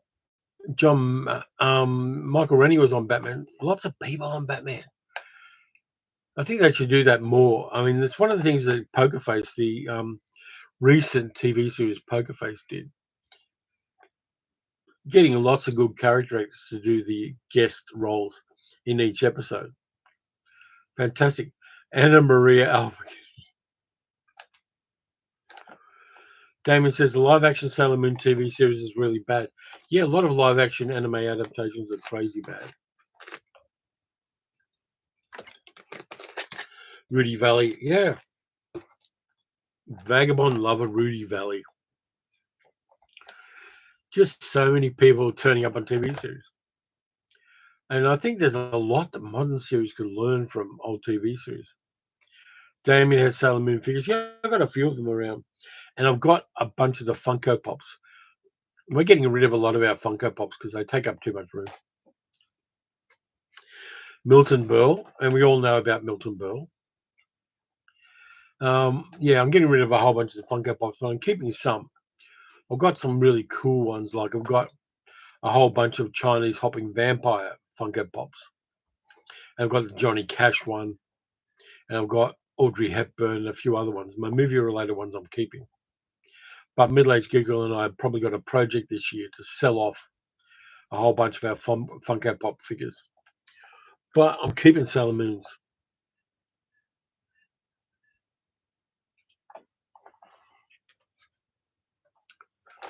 My audio's breaking up and glitching. Okay. How is it at your end, middle-aged geek girl? Art Carney was there as well. Yep, middle-aged geek girl to sell off most of the good there. Take her. Okay. Not sure what the problem is, Dick. I'll try to keep things online. I'm glad that it hasn't fallen over the way it did last time. Van Johnson as a minstrel. Good in Las Vegas. Thanks, Adam. Yeah, Van Johnson, interesting guy. It's really weird because I've been looking up people who are showing up in movies, and the number of actors who, after they die, we find out they were gay and closeted for obvious reasons, and I understand why people are. The number of gay actors who are really supported Hollywood and held Hollywood up for a long time is enormous, and I love that. I love the fact that, yeah, I understand people don't have to tell us they're gay. I totally accept that. But Hollywood rests on a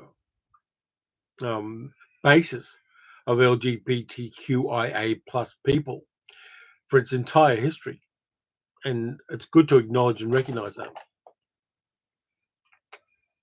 Roger C. Carmel, Jay Sebring went on to one of the Manson victims, also appeared on Batman. Cool. Van Johnson defeated Batman, if I remember correctly. Not sure. I have to look that up. I'll tell you one Van Johnson story I got. I went to see a live stage adaptation of Brigadoon. Somebody I knew was into amateur theatre, and they were doing a production of Brigadoon. And so I went and saw it. And stage adaptations, particularly amateur ones, don't have a lot of resources. And so I go to see Brigadoon, and the guy playing the Van Johnson role in Brigadoon does a perfect Van Johnson imitation, like note perfect imitation vocally of Van Johnson. And I'm delighted all the way through, just because I'm probably one of the 5 or 6 people in the audience who digs how good this guy is at imitating Van Johnson. Loved that adaptation for that reason.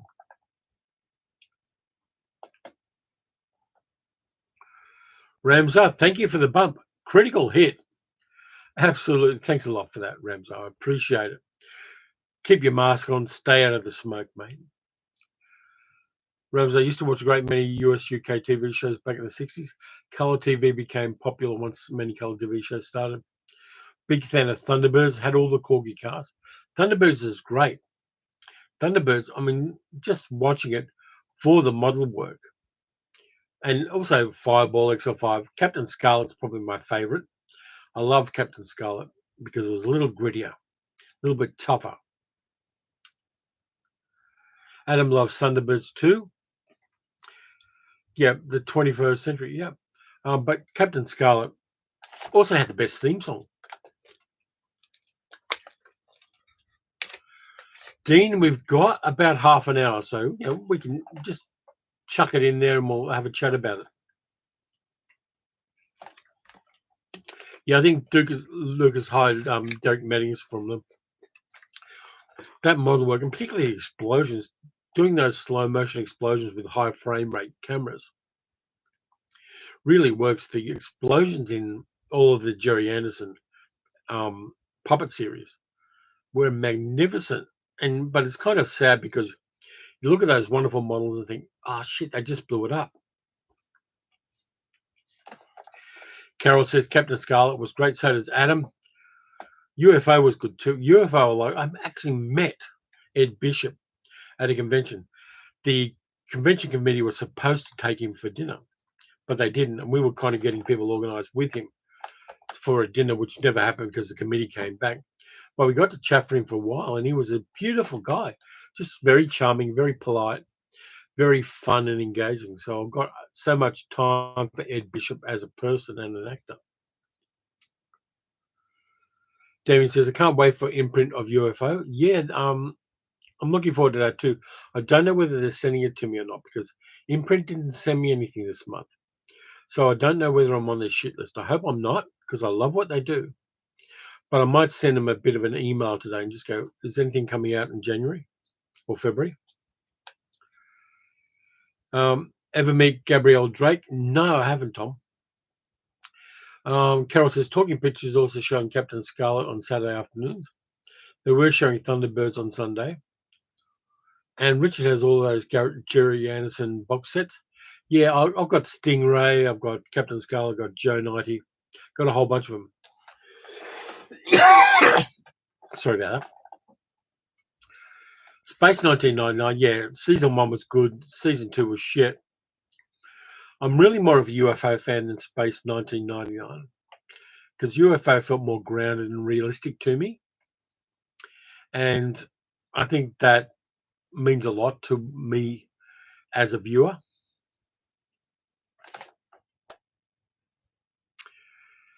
Yeah, Rams, I had the Corgi red car and others. I've got the red car here somewhere up on the shelf over there in one of my shelves. Ever meet Nick Tate? No, good Australian actor Nick Tate. Did a lot of interesting stuff, but I never met him. Richard says, I don't have Joe 90 yet. I've got a box set with a bunch of them in there, including Joe 90 and those series. But I haven't watched them for a while, but I'm kind of glad I got them. That's the thing with collecting movies and TV shows. It's not necessarily watching them all the time. It's knowing you can and knowing you've got accessibility to them regardless of what streaming services do.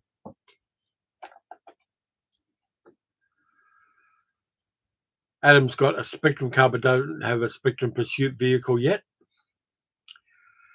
Dean met Ed Bishop at an early Star Trek convention in character accompanied by 2 females in purple wigs. Cool. D. Lee's watching the box set of UFO. The UFO episode where you find out why Straker and his marriage failed because he was so dedicated to the job is probably the first bit of really solid Jerry Anderson grown-up entertainment in any of the Jerry Anderson series. Taker68 says most of the puppet series are on Prime. Cool, good to know.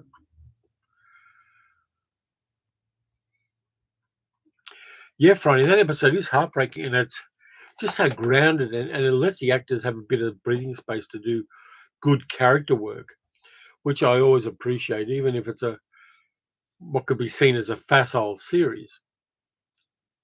Having that grounding for the characters is something that I appreciate, and I think that it's taking what they're doing seriously at a deeper level. Even Space Precinct is shit. Richard got an SPV from Captain Scarlet and an Interceptor from UFO on our last trip to Herne Bay. Marvelous. The Spectrum Pursuit vehicles are great. If I was a billionaire, I'd get someone to make me one in real life. Also, the UFO episode where his son is sick. Yeah, I mean, they were character grounded, the UFO episodes. And I think it's crazily underrated.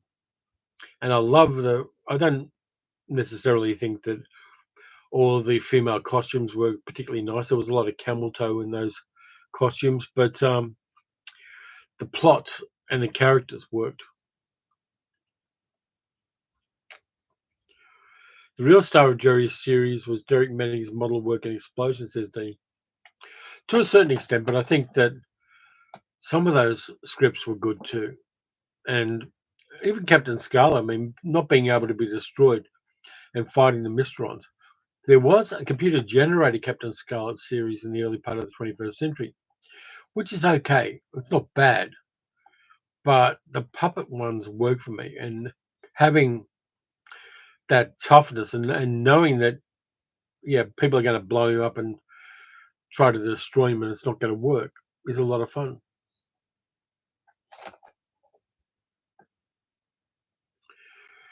But yeah, those Jerry Anderson ones just work. There was a lot of bad science fiction TV series that came out after Star Wars. People argue for Battlestar Galactica, but God, it was shit. The TV series was just bad. I'm not talking about the reboot, which is kind of okay. But the TV series was shit, and the Buck Rogers series was shit. And there was a whole bunch of them. They went, oh yeah, let's do a space opera, but we don't know anything about it, so let's just wing it. All of those were just crap. Carol says, I always thought it was a bit weird to keep sending poor Captain Scarlet to die. Yeah, I wonder what workers' compensation was like for that job. Yeah, I died 3 times again this time. You owe me 300 quid. Adam says, I really didn't care for the newer 50-50 CGI practical Thunderbirds I Go. Felt like the writers never cared for or watched the original. Yeah, I mean, it all comes down to, even if it is a series like that, the script is the thing, the writing is the thing. The writing is the thing that's going to carry through anything ropey and anything else. And of course, the acting and the direction of that. But it all comes down to somebody typing. Battlecard Galactic Blip was Mormons in space. Yeah, it was. There was no engaging character in that series, which is always the problem. Battlestar and Buck was just a bit of fun. I saw the Buck Rogers pilot episode recently because Umbrella put it out in a box, a double feature set with the Battlestar Galactica pilot. And yeah, it's incredibly bad and incredibly sexist as well. Thomas says, back in the 50s, my favourite was Rocky Jones Space Ranger. That didn't turn up here in Australia for some reason. We got very little science fiction in the early days of Australian television. We didn't even get colour TV till 1975. But there was a little bit. I mean, we did get good things. We got Astro Boy. We got Prince Planet. We got The Amazing 3. We got Princess Night. We got a whole bunch of Japanese animated stuff and Japanese live action stuff like The Samurai and Phantom Agents. But we didn't get a lot of American science fiction.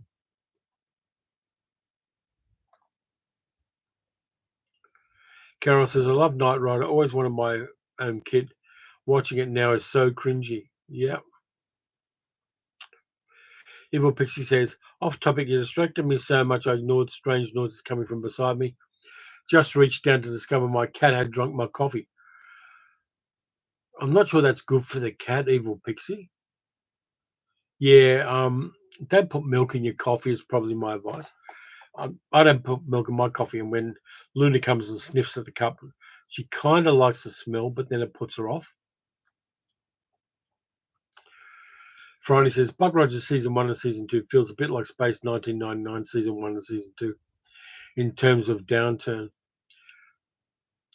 Dean says, how am I feeling? I'm doing fine. I've got a blocked up nose at the moment, but I went on an enormously long walk on Saturday in fairly hot weather and did fine. I did my 10,000 steps. Doing good. There's a lot of medication I've got to take for various things, including atrial fibrillation. But I'm kind of learning what my triggers are for my new lot of ailments and how to avoid them. I've got to stay hydrated, for instance. Can't eat things that are too salty because it ups my heart rate. But apart from that, I'm doing great. I'm actually a lot more focused than I was before I got diagnosed with AFib. And the medication's helping, and also the changes in lifestyle are helping. So I'm really doing great, Dean. Richard says, I like UFO. One thing about Space 1999, everything was beige. The 70s were a beige decade. Damien says, it's amazing how much some shows have aged badly. Absolutely. D. Lee says, the only cat that likes coffee is Garfield, and it doesn't do him any good. Carol says, Richard introduced me to Babylon 5. I like Babylon 5. Babylon 5 works for me. It's like The Expanse. They're probably two of my favorite science fiction TV series are The Expanse and Babylon 5. Damien says, couldn't get into Babylon 5. Yeah, but for me it works. I think it's having a 5-year arc for a TV series at the time was breakthrough. The computer-generated effects were a bit rudimentary because they did them on Amiga computers with Video Toaster. So each sequence of that took like a day and a half to render. These days I can render it on my desktop or on my laptop. But in those days, even though they are fairly low res for modern viewing, the Babylon 5 computer generated effects still hit for me. Friday says The Expanse is leaving Amazon soon. I've got a lot of the series on Blu-ray, so I'm going to try to get that. I think it's the last series I don't have. Ramzar says, when did the original Star Trek series show up in Australia? It showed up in the 60s because I remember watching the Space Amoeba episode at my grandparents' place where my uncles lived in the 1960s. So that would have been around the time it was showing in America. So it would have been 66. We actually saw Star Trek here in 66. Dean says, why the interesting series aren't given much love or decent budget? TV studios and streaming studios don't know what good science fiction is. It's as simple as that. The Invaders with Roy Thinners. Never got into that as much. I probably should try to dive into it again. Damon says, Star Trek came to Australia in 67. Okay. Carol says, it's one of those things I thought Star Trek Next Gen was brilliant, then watched B5 and realised it was crap. Middle-aged good girl has to leave because she's got a medical appointment. So thank you, middle-aged good girl, as always, for moderating and throwing in snarky comments as you do.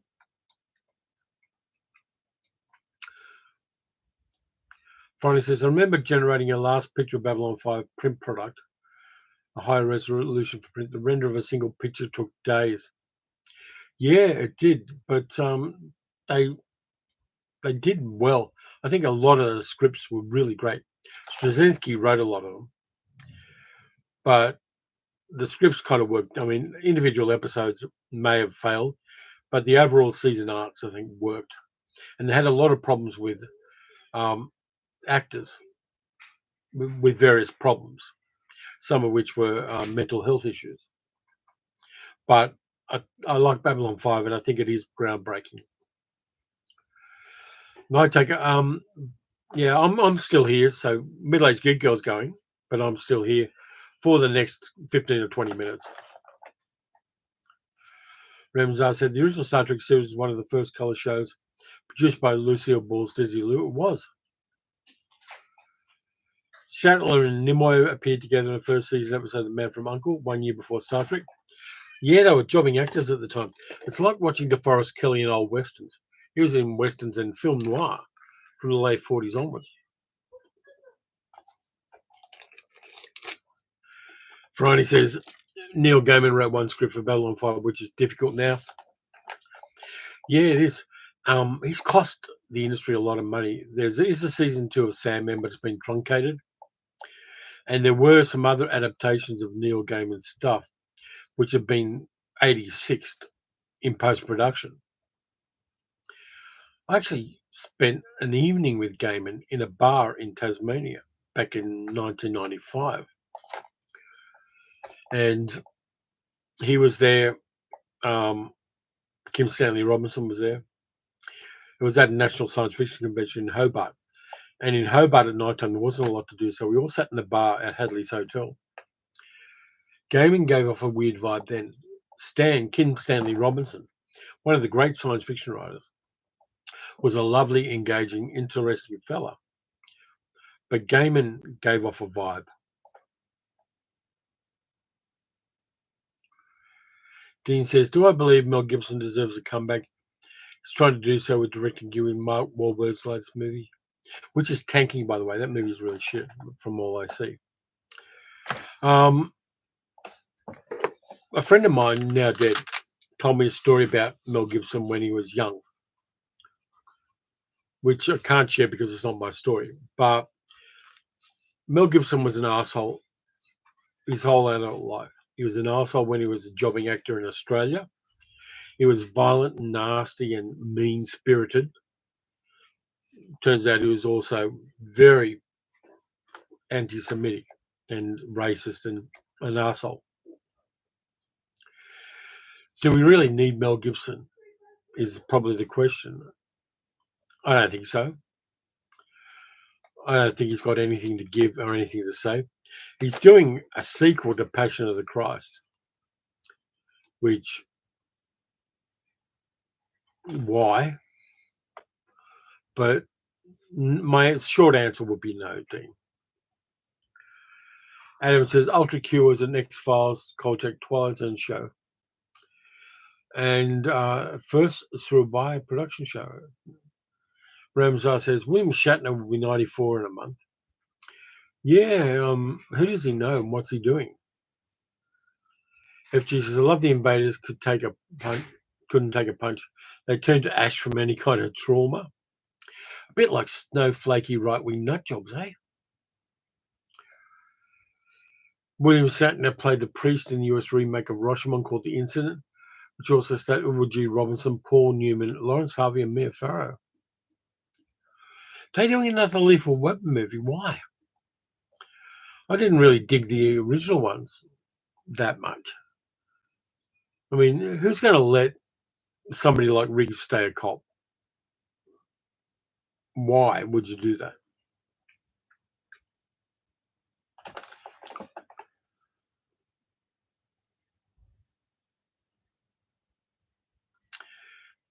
Yeah, so, I mean, there are those franchises where they milk the cash cow until it turns to beef jerky, and they sell the beef jerky, and then the studios complain that nobody's buying beef bones. There's intellectual property is a weird thing. There are some that have got legs and some that there's more to tell, and some that should never be continuing franchises at all. But while there's even a bit of money to be made, some movie studios are just going to keep doing that. I kind of like small production companies and small distribution companies like A24. They're putting out some really groundbreaking stuff like Civil War. Fairly low budget movie, but shit, it's so topical and so scary and so grounded and with great acting. And they're also doing those horror remakes. I don't think The Wolfman did particularly well. I haven't seen it yet. But I kind of like that A24 is not doing what big movie studios are doing. They're telling smaller stories, smaller scale, limited budgets, but telling them very, very well.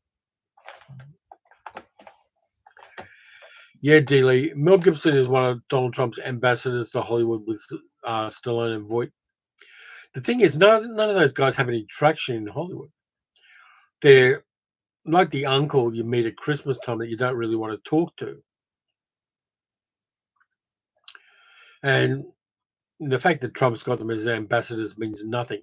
It's just flooding the field again, throwing out more dumb ideas to distract people and make them go, oh, fuck, why should we be engaged? Ramzar says, Lucio Ball sold Dissolute Golf and Western Industries, then the parent company of Paramount in 1968.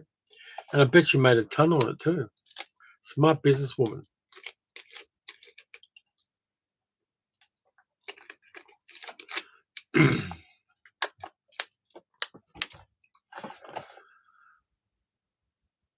But yeah, trade tariffs are going to be interesting too.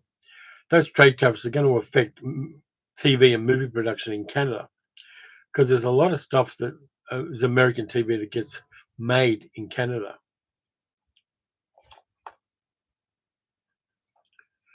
Yeah, Damien, we need more like A24.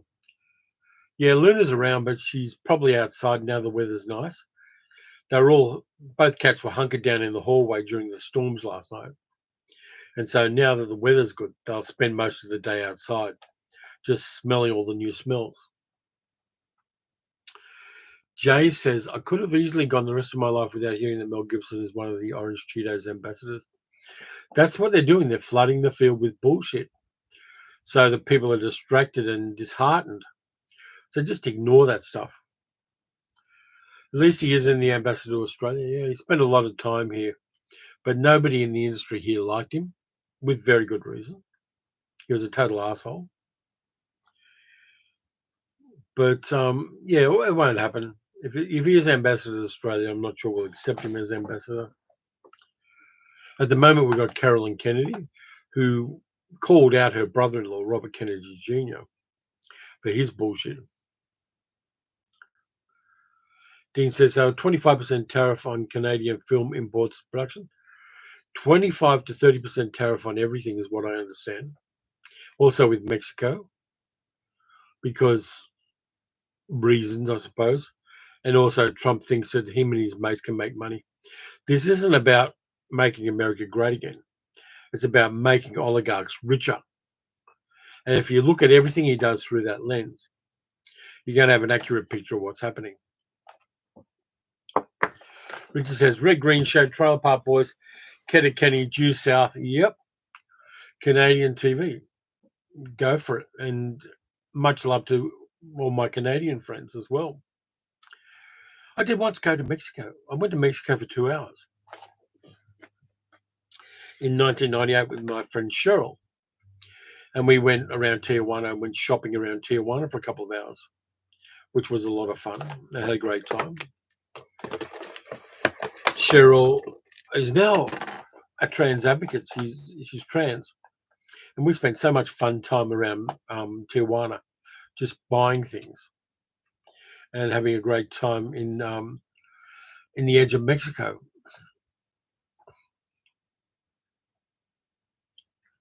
Yep, all the DVD plants are in Mexico. Bruce says, don't worry. Donald says Canada will be a first state. Yeah, that's not going to happen. Canadians just hate his guts. And Canadians, even though they're polite people, don't take shit. Adam says, tariffs are the things being made in the US again. It's like closing the barn door after the horses all got in. Yeah, again, it's just designed to make oligarchs richer. And that's the lens you need to look at this shit through. It's the only way to do it. Because that's the point. The point is to suck all of the wealth out of the United States and give it to very, very wealthy people. They're basically pirates, just going in and getting all the booty because they want to. Yeah, Richard, Canadians have a strong sense of nationality, and rightly so too. I mean, I know a number of Canadian people. I like them a lot. I didn't get to Canada, unfortunately, and I wouldn't mind going to Canada in the summertime. But they're my kind of people, and they do have a lot of commonality in their culture to Australians. There's a more shared worldview between Canadians and Australians than there is between Canadians and Americans. We've got that irreverence to authority, which is a grounding that keeps us sane. Dean says, anything in the near term I'm looking forward to? New Captain America movie I'm looking forward to. I want to see Queer with Daniel Craig. I definitely want to see that. I want to see Mickey 17. Let's see what else we've got.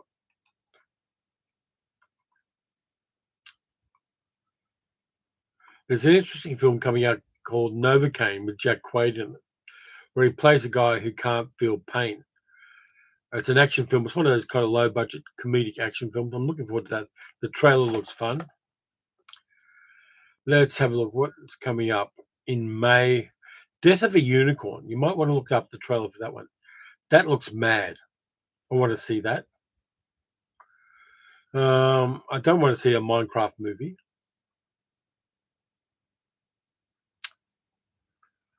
What else we got?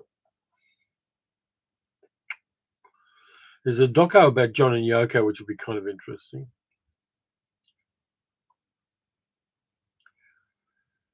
What do we got coming up? Blah, blah, blah. Thunderbolts. There's another Marvel movie coming out, fairly low budget, coming out in May. So I'm locked into that because, of course, I am. Just scrolling down here. And this one's a kind of vulgar pleasure. The new Mission Impossible movie. I love the Mission Impossible movies, even though I hate Tom Cruise. It's weird. Ramsar said, the Academy Awards ceremony in 4 weeks from now looks very interesting on so many levels. There's going to be some speeches made there. That's going to be interesting. Okay, let's see. Dilly says, I've been to Canada a few times. It's worth going. Looking forward to Fantastic Four movie, says Tom. So am I. I like Fantastic Four. And it'd be interesting to see it Here done we right. go. Alexa, shut up. Damien says, I love corner gas. I haven't seen that. Bruce says, I live in upstate New York and have been to Canada many times. I love the country. Great place to visit. Canada, bear hats and red coats, says Richard. Companion just opened here. I'll go to see it on Tuesday. I'm seeing it on Tuesday as well. I'm going to go to my local here. I just walk down the road. It's about 1 kilometre away, so it's not a big walk. And I'll use my Australian Film Critics Association card to see it for free because I'm an official film critic, a professional in the industry. Adam says, Tom Cruise was good in Live, Die, Repeat because he played someone who was mostly scared and confused. So, it wasn't a stretch. Yeah, the macho of Tom Cruise is at a disturbing level because he's a Scientologist and he thinks he's an alien embodied in a human being. And that kind of ego is the thing I don't like in Mission Impossible movies. I like the action, I like the secondary characters. But it's interesting that I like the movie franchise, but I don't like the star of that movie franchise. I've got a cognitive dissonance on that, which is kind of weird. Friday says, I really love Well Done Fantastic Four movie. Fantastic Four was one of my favorites as a really young kid. Absolutely. Yeah, I want to see it.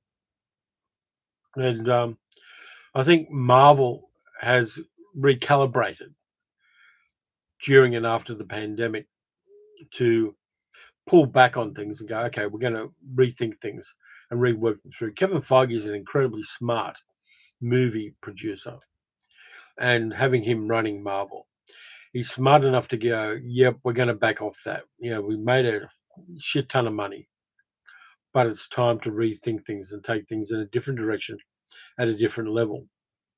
And I'm even looking forward to seeing what Robert Downey Jr. does with Dr. Doom, even though they're bringing him back in after having played Tony Stark. I'm kind of cool with him playing Dr. Doom. Adam says, why is the Fantastic Four 1994 the best Fantastic Four movie? Have you seen the other ones? That's the reason. I like it. I like the 1994 one because it is so basic and made for $1 million by Roger Corman. I don't particularly mind the two that were made later, the ones with Chris Evans in it and Johan Griffith. They're okay. They're not great, but they're okay.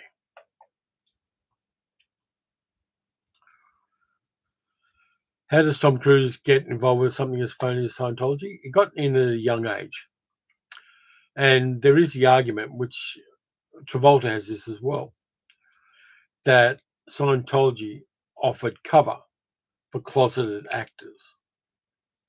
And so they got involved with it. And it was a safe haven. They offered some protection to people who wanted to remain closeted. Adam says, I do not want an alternate future Tony Stark Doom. I'll be okay with Victor. Yeah, from what I understand, it is actually Victor Von Doom, the Latvian ruler. It's not going to be Tony Stark in an alternate universe. So any last minute questions, any last minute super chats people want to do? We're going to finish this up in a couple of minutes, and I'm going to go and probably have a snack. But yeah, I like what Marvel does. I'll forgive them a lot of things. D-Lee says, Mr. Fantastic stretchy arm scene in the 94 Fantastic Four was clearly paper mache. Cheap, cheerful, but effective. Yeah, the special effects were rudimentary in that movie. But that gives it a certain charm.